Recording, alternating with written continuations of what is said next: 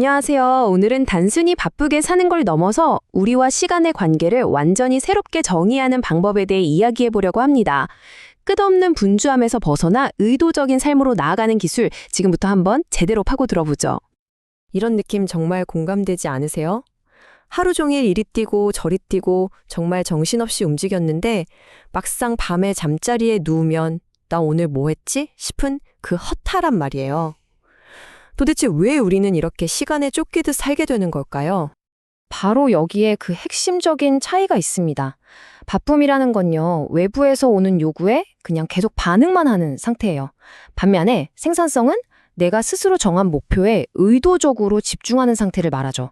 그러니까 얼마나 많은 일을 했느냐, 그 양이 중요한 게 아니라 내가 보낸 시간의 질이 어땠는지가 훨씬 더 중요하다는 겁니다.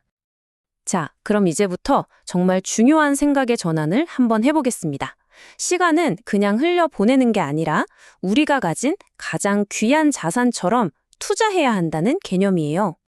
진짜 시간 관리를 잘한다는 건 바로 이 보람 있는 시간을 얼마나 많이 확보하느냐에 달려 있습니다. 하루 24시간 누구에게나 똑같이 주어지잖아요. 근데 이 시간을 어떻게 선택해서 쓰느냐에 따라 우리 삶의 만족도가 완전히 달라지는 거죠. 이 문장이 정말 핵심을 찌르는데요. 이게 무슨 말이냐면 더 이상 시간의 흐름에 수동적으로 질질 끌려다니는 게 아니라 내가 내 시간의 주인이 돼서 적극적으로 운용하는 투자자가 되겠다는 그런 마음가짐의 전환을 의미하는 겁니다. 맞습니다. 우리가 맨날 입버릇처럼 시간 없어 라고 말하잖아요. 근데 사실 그건 시간이 진짜로 없어서가 아니에요. 주어진 시간을 어떻게 사용해야 할지에 대한 나만의 명확한 기준, 나만의 원칙이 없기 때문인 거죠. 원칙이 없으니까 계속 주반 상황에 휘둘리게 되는 거고요. 이런 원칙을 삶으로 완벽하게 증명해낸 역사적인 인물이 있습니다. 바로 벤자민 프랭클린인데요. 이분은 시간 관리를 그냥 일정 짜는 기술 정도로 본 게 아니에요. 아주 잘 훈련된 습관을 통해서 삶 전체를 경영하는 하나의 종합 예술로 여겼습니다. 프랭클린이 정한 이 덕목들을 한번 보세요. 이게 그냥 착하게 살자는 도덕률이 아니라는 걸 알 수 있죠.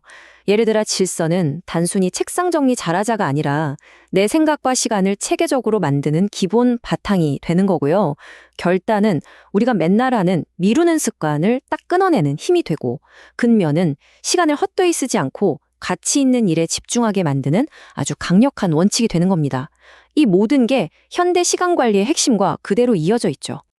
여기서 정말 흥미로운 점은요, 프랭클린이 이걸 그냥 이렇게 살면 좋겠다는 좋은 생각으로만 남겨두지 않았다는 거예요. 이 추상적인 가치들을 아주 구체적이고 누구나 따라할 수 있는 시스템으로 만들었다는 거죠. 매주 딱 하나에만 집중하고 매일매일 내가 잘했는지 점검하는 이 방식. 이게 바로 이상을 현실로 만드는 진짜 강력한 도구였던 겁니다. 자, 그럼 이제 역사 속 지혜를 바탕으로 오늘날 우리가 바로 써먹을 수 있는 아주 실질적인 도구들을 한번 살펴볼게요. 이제 여러분 자신만의 시간 관리 시스템을 직접 만들어 볼 차례입니다. 계획을 세울 때 이 망원경과 현미경 기법을 꼭 기억해 주세요. 망원경으로는 내 인생의 최종 목적지, 나의 비전이라는 큰 그림을 보고요. 현미경으로는 그 목표를 향해 오늘 당장 내디뎌야 할 가장 중요한 딱 한 걸음에 초점을 맞추는 겁니다. 이 두 가지 시각이 모두 있어야만 우리 계획이 길을 잃지 않고 꾸준히 나아갈 수 있어요. 내 시간을 어디에 써야 할지 결정하는 정말 강력한 도구죠. 바로 아이젠하워 매트릭스입니다. 대부분의 사람들은 저 일사분면, 그러니까 중요하고 긴급한 일, 당장 발등에 떨어진 불을 끄느라 모든 에너지를 소진해요. 하지만 진짜 내 삶을 바꾸는 성장과 성공은 어디서 나오느냐? 바로 저 이사분면, 중요하지만 당장 급하지는 않은 일을 미리 계획하고 꾸준히 실행하는 데서 나옵니다. 여러분의 시스템을 아주 단단하게 만들어줄 4가지 핵심 기동입니다. 첫째, 전날 밤에 미리 내일 계획을 세워두면 아침에 일어나서 뭐부터 하지? 고민하는 에너지를 아낄 수 있어요. 둘째, 시간을 한번 기록해 보세요. 내가 생각지도 못했던 시간 도둑이 어디에 숨어 있는지 바로 알게 될 겁니다. 셋째, 모든 약속과 할 일은 딱 하나의 캘린더에 모으세요. 머릿속이 정말 단순해집니다. 마지막으로 비슷한 일들은 한꺼번에 묶어서 처리하면 효율이 엄청나게 올라가요. 이 원칙들을 꼭 한번 시스템에 녹여보세요. 자, 이 숫자를 한번 봐주세요. 1시간 47분. 이게 과연 뭘 의미하는 숫자일까요? 한 조사에 따르면요. 이게 바로 직장인 한 명이 하루에 평균적으로 그냥 흘려보내는 자투리 시간이라고 합니다. 누굴 기다리는 시간, 이동하는 시간, 회의 시작 전후의 애매한 시간들 다 합치면 이렇게나 되는 거죠. 우리가 그냥 버리기 쉬운 이 시간들을 이렇게 전략적으로 활용할 수 있다는 거예요. 30분 동안 책을 읽거나 15분 동안 내일 계획을 다시 점검하고 5분이라도 떠오른 아이디어를 메모하는 거죠. 이런 작은 시간들이 하루 이틀 쌓이면 1년 뒤에는 정말 엄청난 차이를 만들어냅니다. 자, 이제 마지막 단계입니다.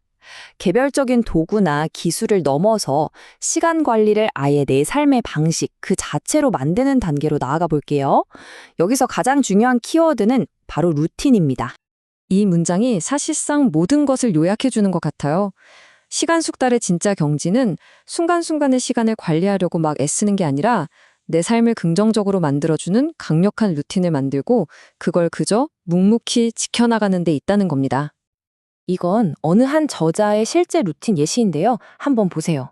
이 각각의 행동들이 그냥 따로따로 노는 게 아니라 서로 맞물려서 하나의 강력한 시스템을 이루고 있잖아요. 이른 아침의 독서는 생각에 힘을 길러주고, 운동은 모든 활동의 기반이 되는 건강을 지켜주고, 지식 공유는 또 다른 가치를 만들어내는 거죠. 여기서 가장 중요한 점을 다시 한번 강조할게요. 이건 그냥 오늘 해야 할 일 목록이 아니라는 겁니다. 이건 나의 시간이라는 자원을 투입하면 나의 건강, 나의 성장, 그리고 내 삶의 목적이라는 결과물이 자동으로 나오는 아주 잘 짜인 시스템이라는 거죠. 그래서 우리의 최종 목표는 바로 이것입니다. 더 이상 시계를 보면서 시간을 쫓아다니지 마세요. 대신 나를 성장시키는 나만의 루틴을 그저 살아내면 됩니다. 그러면 시간은 더 이상 나를 지배하는 주인이 아니라 나를 위해 일하는 든든한 조력자가 될 겁니다. 자, 이 질문을 마지막으로 여러분께 남겨드립니다. 내일 당장 시작할 수 있는 아주 작고 사소한 나만의 루틴 하나는 무엇일까요? 5분 일찍 일어나서 스트레칭하기, 출퇴근길에 오디오북 10분 듣기, 뭐든 좋습니다. 오늘 이 시간이 여러분이 시간을 지배하는 삶의 첫걸음이 되기를 진심으로 바랍니다.